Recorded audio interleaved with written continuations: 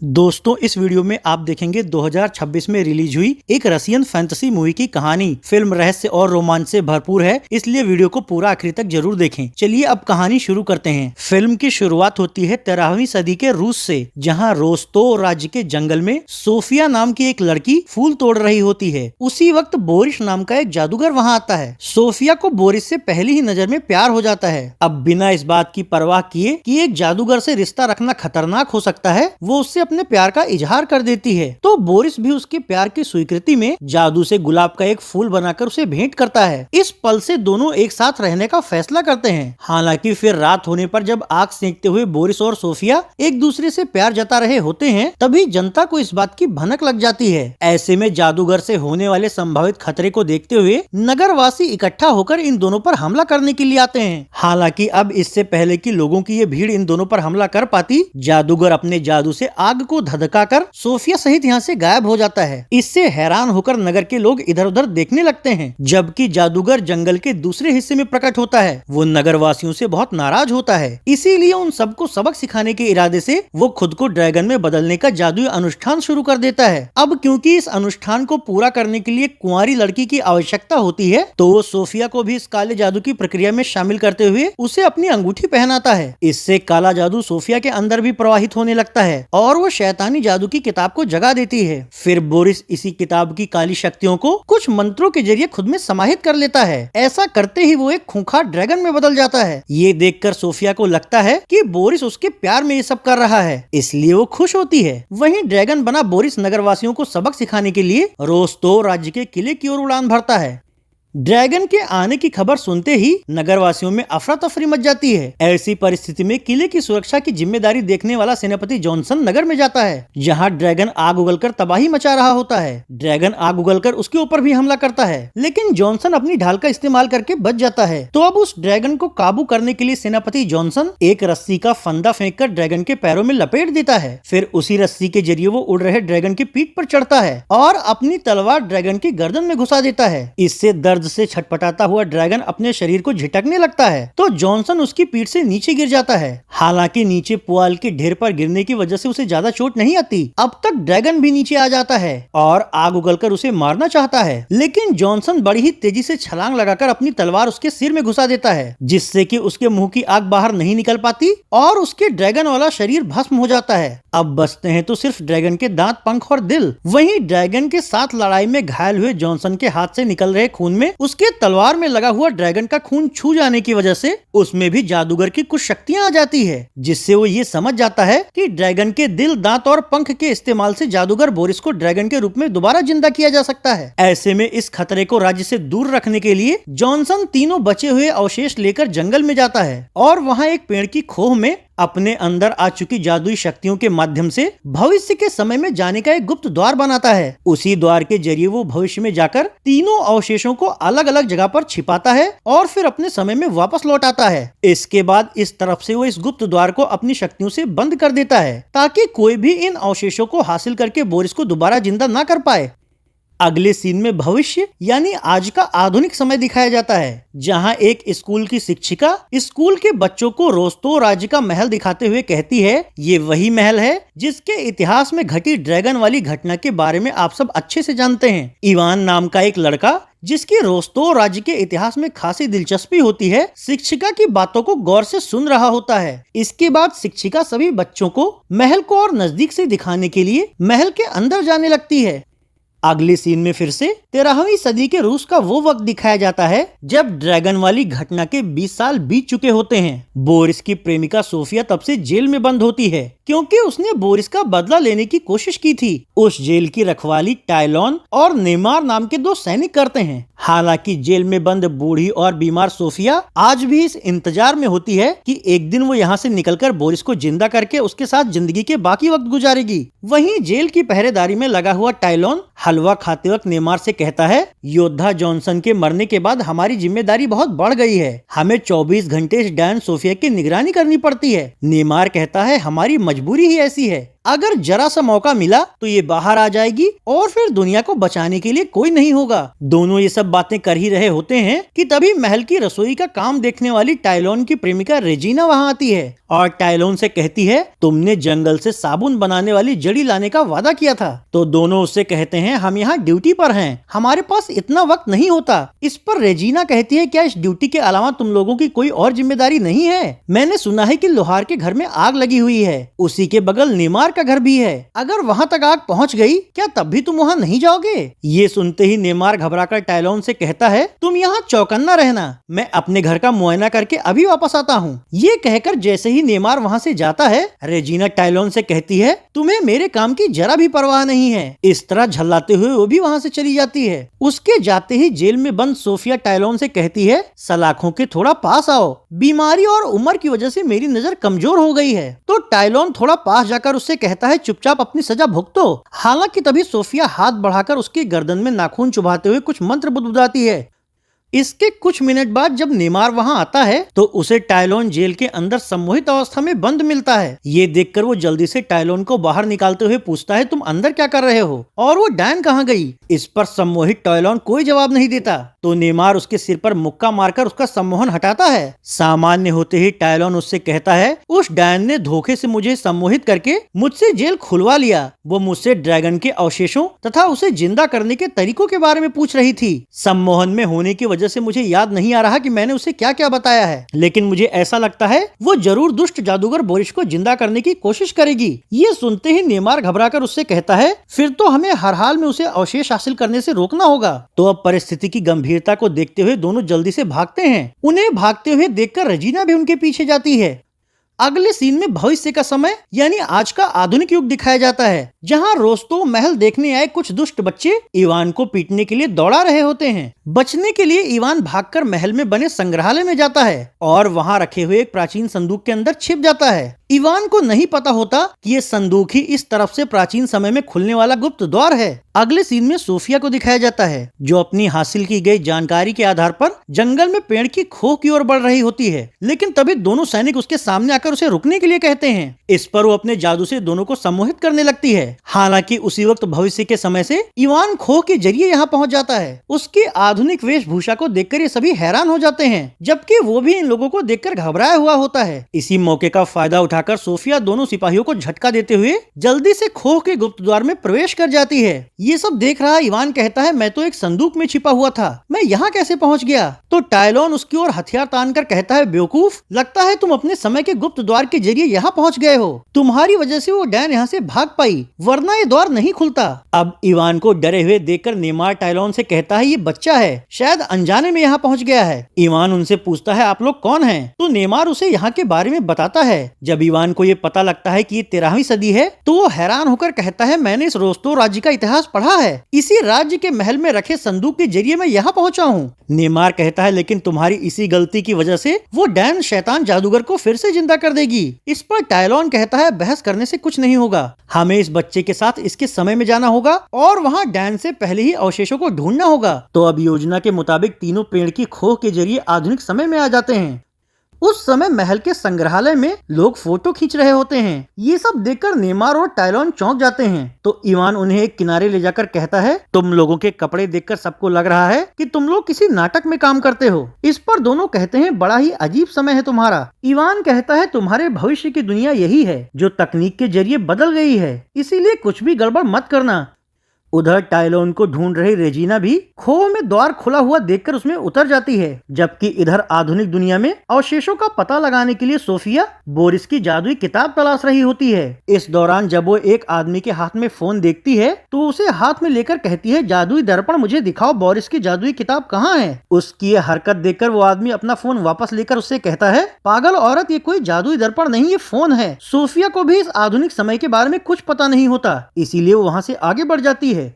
दूसरी ओर इवान दोनों सैनिकों को एक टैक्सी से अपने घर ले जा रहा होता है। ऐसे में पहली बार टैक्सी में बैठे दोनों सैनिक घबराकर अपने हथियार निकाल लेते हैं। ये देखकर इवान फिर से उन्हें समझाकर शांत करता है। अगले सीन में फिर से सोफिया को दिखाया जाता है, जो पार्क के पास किताब पढ़ रहे यूवक की किताब छीनकर कहती है, क्या ये जादूगर बोरिस की किताब है? तो युवक घबराकर कहता है, तुम्हारा दिमाग खराब हो गया है क्या? ऐसी किताब मेरे पास क्यों होगी? सोफिया कहती है, लेकिन मुझे वो किताब चाहिए। तो युवक उससे अपना पीछा छुड़ाने के लिए फोन पर गूगल सर्च से इस किताब के बारे में पूछता है। गूगल के जवाब से उन्हें पता चलता है कि वो किताब शहर के सबसे प्राचीन पुस्तकालय में मौजूद है और वो पुस्तकालय मॉस्को की मुख्य सड़क के किनारे स्थित है। ये जानकर सोफिया उस युवक से कहती है, तुम्हारा ये जादुई डब्बा तो कमाल का है। युवक कहता है, हाँ जो भी है, अब तुम जाओ यहाँ से। दूसरी ओर रेजिना भी टायलोन को ढूंढते हुए शहर में भटक रही होती है, जबकि टायलोन तथा नेमार इवान के घर पहुंचकर वहां मौजूद इलेक्ट्रॉनिक्स वस्तुओं को बहुत ही कौतूहल से देख रहे होते हैं। जबकि इवान अपने घर पर रखी रोस्तों के इतिहास की किताब पढ़कर दोनों से बताता है, योद्धा जॉनसन द्वारा बताई गई जानकारियां एक किताब में लिखी हुई हैं और वो किताब इस समय शहर के प्राचीन पुस्तकालय में है। हो सकता है उस किताब में अवशेषों तक पहुंचने की कोई जानकारी हो। तो दोनों उसके साथ जाने के लिए तैयार हो जाते हैं। हालांकि तभी इवान की माँ वहाँ आती है और दोनों सैनिकों को वहाँ देखकर इवान से पूछती है, ये सब क्या हो रहा है? ये दोनों नाटक वाले कौन हैं? इवान जानता था कि वो उसकी बात पर भरोसा नहीं करेंगी, इसीलिए परिस्थिति को संभालने के लिए वो उनसे बस इतना ही कहता है, ये दोनों रास्ता भटक गए थे, मैं इन्हें रास्ता बताकर अभी आता हूँ। अगले सीन में सोफिया को दिखाया जाता है, जो पुस्तकालय पहुंचकर वहाँ की महिला कर्मचारी से बोरिस की किताब के बारे में पूछती है। इस पर कर्मचारी उससे कहती है कि तुम्हारे पास टोकन है। सोफिया को नहीं पता होता कि टोकन क्या है, उसके पास समय भी नहीं होता, इसीलिए वो उस कर्मचारी को अपने जादू से सम्मोहित कर लेती है। सम्मोहित होते ही महिला कर्मचारी पुस्तकालय से बोरिस की जादुई किताब लाकर उसे दे देती है। अब क्योंकि सोफिया अभी भी कुंवारी ही होती है, इसीलिए वो अपनी शक्ति से किताब को जागृत कर देती है,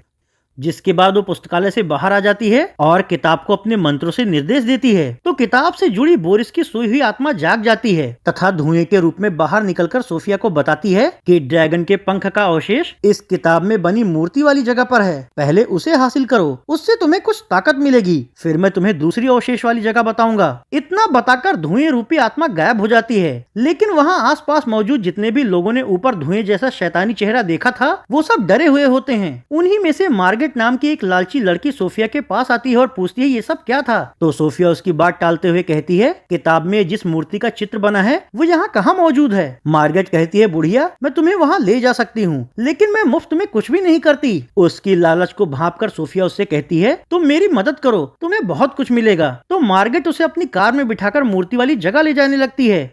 अगले सीन में प्राचीन पुस्तकालय पहुंच चुके इवान तथा दोनों सैनिकों को दिखाया जाता है। इवान महिला कर्मचारी को स्तब्ध देखकर खुद ही उसके कंप्यूटर से जॉनसन की किताब का नंबर पता करके किताब उठा लेता है और उसे पढ़कर दोनों सैनिकों से कहता है, पंख के अवशेष संग्रहालय के पास वाली मूर्ति में है, लगता है डैन यहाँ पहले ही आ गई थी, इसीलिए हमें जल्दी चलना होगा। तो अब ये सभी यहाँ से बाहर निकलते हैं। उसी वक्त इवान को ढूंढ रहे उसकी माँ वहाँ आती है, पर इस बार इवान उन्हें पूरा मामला बता देता है। तो वो उन सभी को कार में बिठाकर मूर्ति की ओर ले जाने लगती है। दूसरी और मार्गरेटा सोफिया को मूर्ति के पास ले जाकर कहती है, यही है वो मूर्ति। तो सोफिया अपने जादू से मूर्ति के पास छुपे हुए पंखों हासिल कर लेती है। किताब से निकलकर बोरिस की आत्मा धुएं के रूप में उससे कहती है, अब तुम्हें बस दांत और दिल हासिल करना है, फिर मैं ड्रैगन की शक्ति के साथ जिंदा हो जाऊंगा। वो उसे दांत जहाँ छिपाया गया होता है उस जगह के बारे में भी बताता है। वहीं पंख की शक्ति से सोफिया जवान हो उठती है। इसी दौरान वहाँ पहुँच चुके इवान और उसके साथी ऊपर मंडरा रहे शैतानी धुएं को देखकर मूर्ति की ओर जाने लगते हैं, जबकि मूर्ति के पास खड़ी मार्गरेटा सोफिया से कहती है, तुम्हारे पास तो जवान होने वाला भी जादू है, इससे मैं करोड़ों डॉलर कमा सकती हूँ। तो सोफिया उसे किताब में बना चित्र दिखाकर कहती है, पहले हमें इस जगह पर चलना है, एक बार मेरा सारा काम पूरा हो जाए फिर मैं तुम्हारी सारी ख्वाहिशें पूरी कर दूंगी। उसी वक्त उसे उस तरफ आ रहे दोनों सैनिकों की आवाज सुनाई पड़ती है, तो उनके करीब आने से पहले ही वो मार्गरेट के साथ वहाँ से गायब हो जाती है। अब जब इवान और दोनों सिपाहियों को सोफिया वहाँ नहीं दिखती, तो दोनों सिपाही कहते हैं, लगता है वो पंख हासिल कर चुकी है, यहाँ से वो जरूर दांत लेने गई होगी, ऐसे में हमें उस जगह उससे पहले पहुँचना होगा। फिर जॉनसन की किताब में लिखी हुई जानकारी के आधार पर ये चारों भी दांत वाली जगह की ओर जाने के लिए निकल पड़ते हैं। उधर सोफिया मार्गरेट के साथ पार्क के किनारे लगे घोड़े की मूर्ति के पास पहुंच चुकी होती है। वहां वो अपने जादू का इस्तेमाल करके दांत को भी हासिल कर लेती है। अब दांत मिलते ही फिर से बोरिस की आत्मा धुएं के रूप में प्रकट होती है और सोफिया से कहती है, इस दांत से तुम्हें आग की ताकत मिलेगी, लेकिन इसके बाद तुम्हें जल्दी से दिल भी ढूंढना होगा, फिर मैं जिंदा हो जाऊंगा और अंधेरा फैलाकर पूरी दुनिया पर राज करूंगा।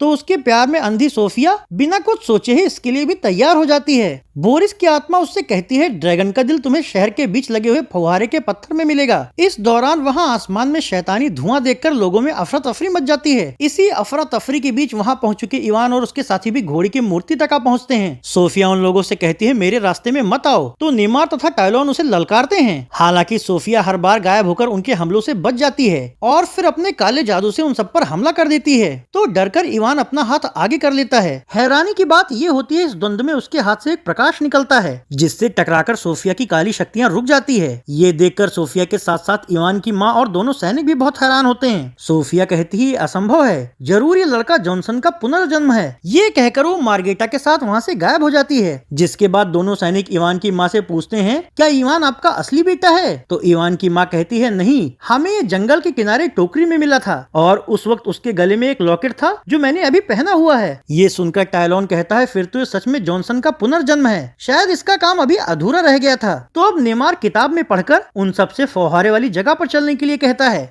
अगले सीन में रेजिना को दिखाया जाता है जो इतने दिनों में खाने और रहने के लिए एक अमीर आदमी से पैसे ऐंठती है और फिर टायलॉन को ढूंढने निकल पड़ती है, जबकि टायलॉन अपने लोगों के साथ फौहारे तक जल्दी पहुंचने के लिए इवान के सुझाव पर प्लेन से सफर करता है। फिर एयरपोर्ट पर उतरते ही इत्तेफाक से उसकी मुलाकात रेजिना से भी हो जाती है। रेजिना के पूछने पर टायलॉन उसे पूरा मामला बताता है, जिसके बाद रेजिना भी उन सबके साथ फौहारे की ओर जाने लगती है। अब तक रात हो चुकी होती है और सोफिया अभी तक फौहारे तक नहीं पहुंची होती। ऐसे में नेमार कहता है आखिर हम जल्दी से जल्दी छिपे हुए दिल को कैसे ढूंढेंगे? इवान कहता है अगर मैं सच में जॉनसन का पुनर्जन्म हूँ और मेरे अंदर की छिपी शक्ति मुसीबत के समय मेरी रक्षा कर सकती है, तो शायद वो शक्ति दिल भी ढूंढ ला सकती है। ये कहकर वो फौहारे के किनारे लगी मूर्तियों की तरफ अपना हाथ उठाता है। इससे चमत्कारिक रूप से एक मूर्ति के नीचे छिपा हुआ दिल निकलकर उसके हाथ में आ जाता है। हालांकि उसी वक्त सोफिया भी वहाँ आ जाती है और इवान से दिल मांगती है, पर जब इवान इसके लिए इनकार कर देता है तो गायब होकर उसके हाथ से दिल छीन लेती है। इस पर नेमार उस पर हमला करने के लिए तलवार निकालता है, पर उससे पहले ही सोफिया अपनी जादुई आग से उन सबकी ओर हमला कर देती है। इससे इवान के अंदर की शक्ति फिर से जागृत होती है और वो उस पर जवाबी हमला करता है, लेकिन सोफिया फौरन ही आग की शक्ति से अपने तथा मार्गेटा के चारों ओर कवच बना देती है, जिसे इवान की शक्ति भेद नहीं पाती।